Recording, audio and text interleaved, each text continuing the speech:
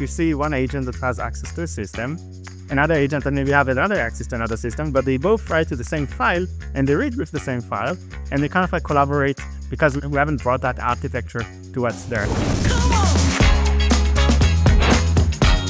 Dig a little deeper on this. So we have these extra hops between agents, and then how do you manage the access chain on those extra hops? I think that state of the art and architecture talks about the same way that we thought and we did around microservices.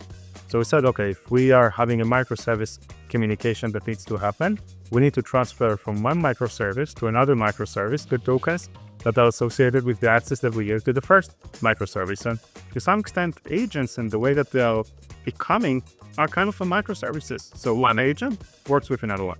The problem that we have is that we like to move fast, and everybody likes to move fast, right? And then all of a sudden, on one endpoint, you see one agent that has access to a system, another agent that maybe have another access to another system, but they both write to the same file and they read with the same file, and they kind of like collaborate because we haven't brought that architecture to what's there. And that's why discovery is important, and really to understand how these communications are happening. I think that's a great analogy around microservices. I think you're spot on. Let's bring the ginger that was cut over there.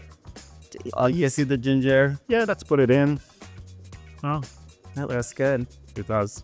Do you think agents should have their own identity? Definitely. I think that it's already happening in this perspective. I think that there are types of agents that are on the alpha, so they are more user-related agents. Yeah. And there are ones that are more like RPAs, that are more system-related agents, and they are not necessarily related to, let's say that I'm an engineer. Service principle based. Exactly, right? Or application registration from this perspective. Think about just not a developer that is getting assistance or there are agents that are associated with them. Think about like, in 2 years from now, the R&D organization will have human engineers, will have AI engineers as well, and they're not necessarily associated with one specific engineer in the organization. They're going to take tasks from one place, they're going to be instantiated, so they'll just start running, and they're not related necessarily to me or anybody else. They maybe report to one manager, or hopefully a human manager, but it is how it's going to look, and they are not going to be related to something specifically. And we see it already sometimes happening.